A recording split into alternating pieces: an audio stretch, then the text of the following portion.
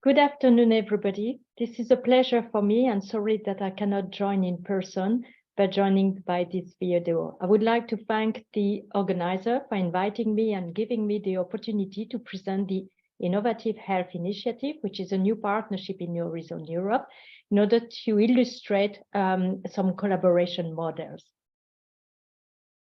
Before I start explaining a little bit more about IHI, it's important to recall that collaboration is key, and that was already highlighted for some time ago. So that's certainly what triggers as well the need to bring together all the different actors in the ecosystem in order to drive the research and advance the field. So the public-private partnership was certainly a way of moving the research. However, there is not a single way of building a public-private partnership. And here I will present you the Innovative Health Initiative, which is one model that exists in the world. So we are a collaboration between the different industry members that are part in the health ecosystem per se. And we have this partnership with the representative from the big pharma, EFPIA, the biotech technology companies, Europa Bio, the medical device industry, MedTech, the Vaccines Europe, so the vaccines company, as well as more the technologies, imaging, etc., COSIA. And this partnership is with the European Union, represented by the European Commission.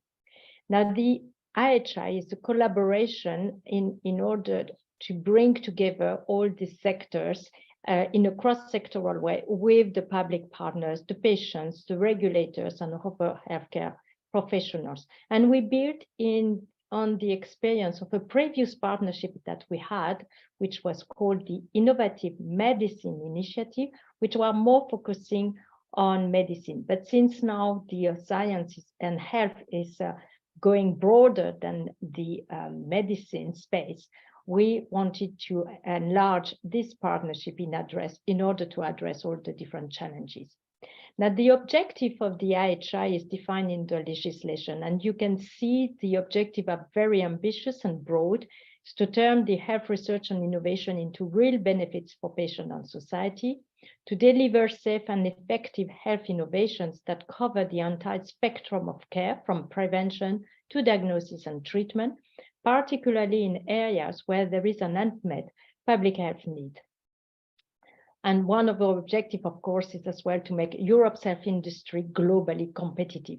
So as you can see, these are very ambitious, and of course, the success of our partnership will be judged on that. Now, we do have a strategic research and innovation agenda, and I put a link if you are interested to read it. This strategic research and innovation agenda, in a way, laid the foundation for the development of safer and more effective healthcare product or solution that responds to unmet public health needs and can be implemented into the healthcare system. So it is divided into areas of where we can launch a topic or cause in order to address some of the challenges that we have in front of us. Now, we have to remember that the research which is funding under the IHI is pre-competitive. That means that we are not here to deliver medicines, products, services directly into the healthcare systems or on the market. But as such, we are working on tool methodologies that can really help the whole community in order to develop those products and services. Now, our strategic research and innovation agenda lay down as well some specific objectives, so again, on which our topic will be derived. Our strategic and research and innovation agenda is not constructed around disease area or unmet needs, but it's more focusing on areas where we can find the cross-sectoriality in order to really advance some of the challenges we have. And here it's summarizing the 5 areas that are described in our strategic research and innovation agenda, which is about the understanding the factors that affect health, the demonstration of feasibility of integrating healthcare solution, ways to develop more or ways to assess more the value of healthcare solutions, the better use of health data in research and care, and the integrate fragmented health research. So again, the areas described, and this is on which we can launch a call and topic and fund project that follow in a way the structure of this, that address the objective of this strategic on research and innovation agenda. Now, in terms of budget, we have quite a consequent budget to reach the objective. And we have a budget, so coming from the European Union, 1.2 billion, that will go to the public partners of the project that will be selected for funding. And then we need to have being a public-private partnership, we need to have 1 billion coming as well from the members industry association. So they don't receive per se money, but they contribute what we call in-kind to projects. So this is very important because again, we want to make sure that in this public-private partnership, we really have all the people working together to really break the silos. And we do have as well contributing partners. So it's those who are not members, but who want to contribute as well to projects.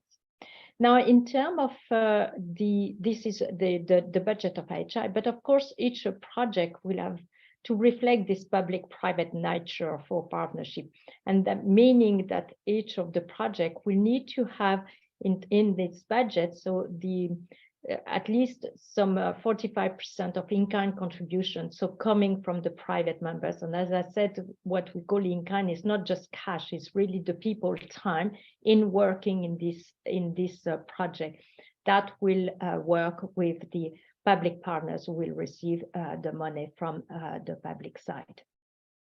This is just a slide to show rapidly our governance structure, which is quite simple. In addition to our governing board represented by the funding members, we do have 2 advisory bodies that help us as well to navigate and to define our strategic priorities and call topics for the year to launch, which are the representative from the member state as well as the Science and Innovation Panel. Now, we welcome as well, of course, new ideas for potential IHI topics coming from any stakeholders in the health community. And this is really the way of making sure that we address and we can take the ideas that come from the external world and not just coming from our members. But of course, what's a good idea? A good idea for us may not be a good idea for you, but for us, of course, it has to contribute directly to our objective. I describe it in the legislation as well in our strategic research and innovation agenda.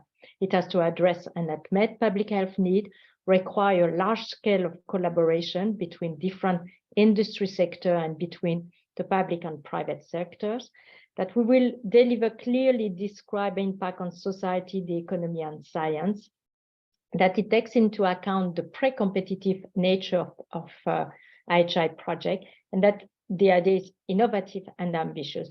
So as long as we fulfill all these criteria, we are very happy to receive these ideas in order to enrich the scientific priorities and the core topic that we will launch during our program. Now, we'd like to show you some of the learnings that we had from our previous partnership, so the Innovative Medicine Initiative, well, that is still relevant for this new partnership, Innovative Health Initiative. The thing is that it's important to see that PPP, public-private partnership, presents unique opportunities for collaborative research and really bringing together all the different stakeholders that are not used to work together. And by that, breaking the silos, they're leveraging the complementary expertise, allowing and enabling people to learn from each other and to share data. And this is really what we have seen over the previous partnership, where we are about 200 projects, that really there was a gain for everybody to learn from the others and to really break the silos between the sectors and the people. At the same time, the fact of collaborating with large medtech and pharmaceutical companies allows to have access to the whole healthcare value chain and the building of research and business network. We've seen as well that being part of this large consortia and this very ambitious project in a public-private partnership really enhanced the reputation and the visibility of researchers. And we have seen from the experience that a high quality of research is coming out of a project that is really recognized and promoted at the international level. And I'll put a link to a bibliometric analysis report that somehow as well showed really the high quality of research coming from our project. Other learnings include the fact that it's really an opportunity by working together to bring innovation closer to the patient and the healthcare system.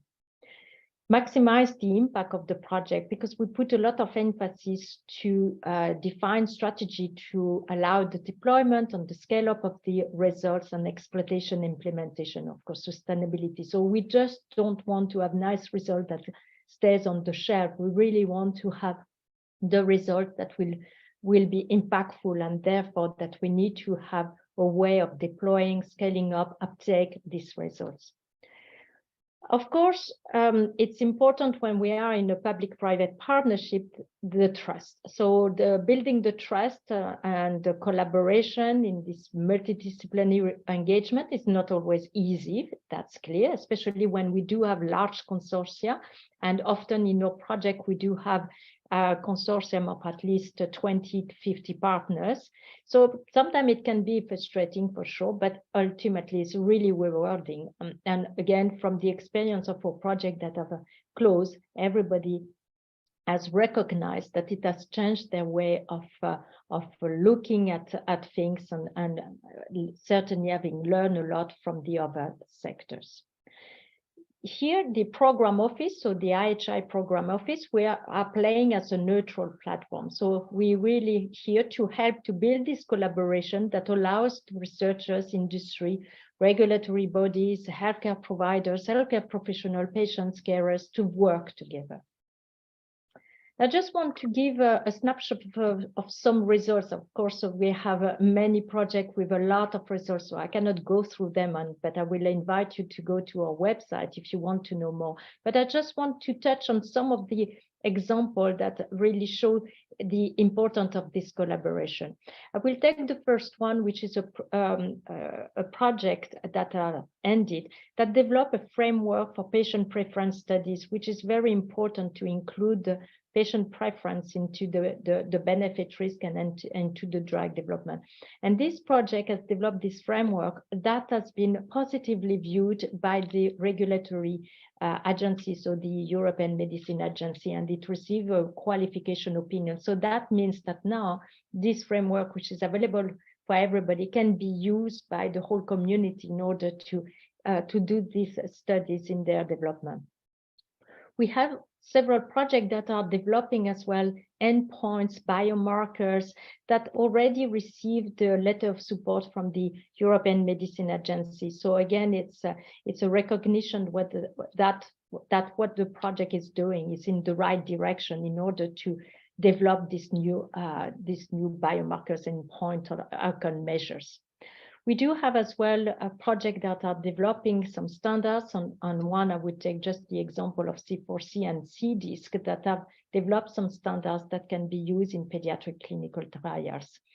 So again, it's to show the snapshot of all the project and really the delivering of tangible and impactful results. Now, in the area of multiple sclerosis, we do have some projects that are touching on it as well and working on it. And I will just put this free project, the free TR, which aims at providing fundamental new insight into the mechanism of response and non-response to treatment.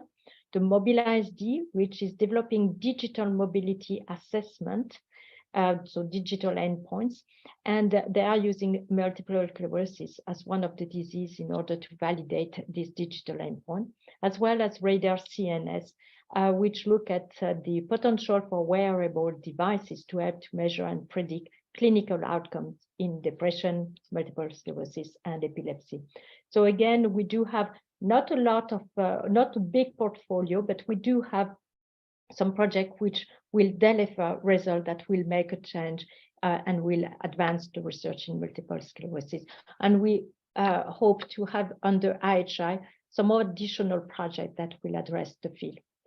Now we'll conclude this presentation by just giving you these slides where you can go and read more about the Innovative Health Initiative. And on that note, I thank you very much for listening, and I wish you a fruitful discussion. Thank you very much.